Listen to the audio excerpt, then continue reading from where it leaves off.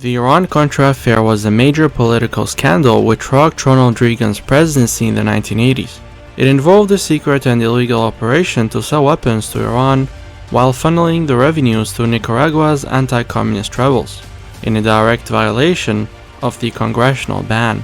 This complex scandal sparked multiple investigations and left a lasting mark on American politics. This is the historiographer, and in this video, we will discover the Iran-Contra Affair, an affair that involved 4 countries over the span of 2 continents: the US, Nicaragua, Iran, and even Israel.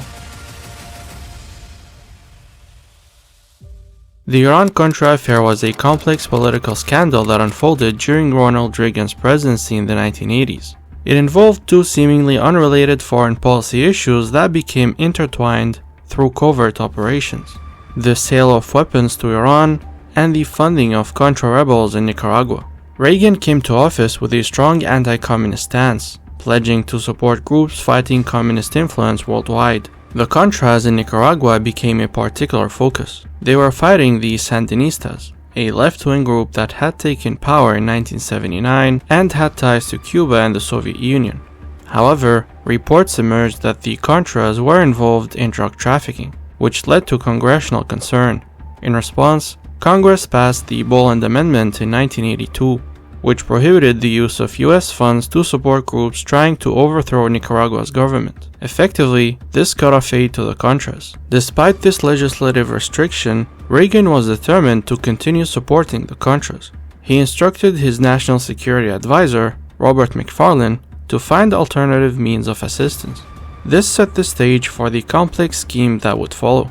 Meanwhile, in the Middle East, 7 American hostages were being held in Lebanon by Hezbollah, a then newly founded Iranian-backed organization. Reagan authorized a secret initiative. The plan was to kill 2 birds in one stone.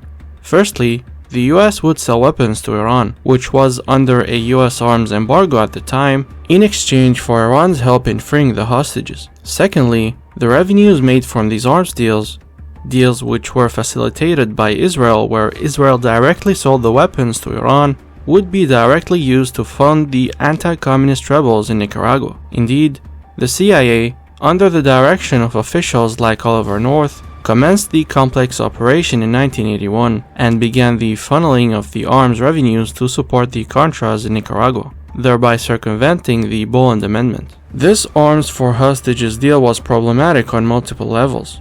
It contradicted Reagan's public stance against negotiating with so-called terrorists, and violated the arms embargo on Iran.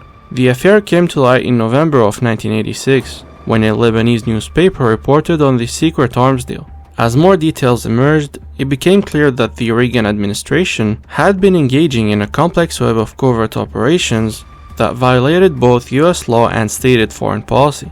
Multiple investigations followed. The Tower Commission, appointed by Reagan himself, concluded that the president's lack of oversight had allowed the affair to happen, but it didn't directly implicate Reagan in illegal activities. A joint congressional investigation committee held televised hearings for 41 days in 1987, bringing the scandal into American living rooms. Multiple high-ranking officials were ultimately convicted, including McFarlane, Oliver North, and several CIA officers and government contractors. However, some of these convictions were later vacated or overturned on appeal. Reagan himself testified before the Tower Commission. While he admitted the authorizing of the arms sales to Iran, he consistently denied knowledge of the diversion of funds to the Contras. The extent of Reagan's personal involvement and knowledge remains a subject of historical debate to this day. In conclusion, the Iran-Contra Affair had significant political repercussions. It damaged the Reagan administration's credibility, and it raised serious questions and concerns about the executive power of the president.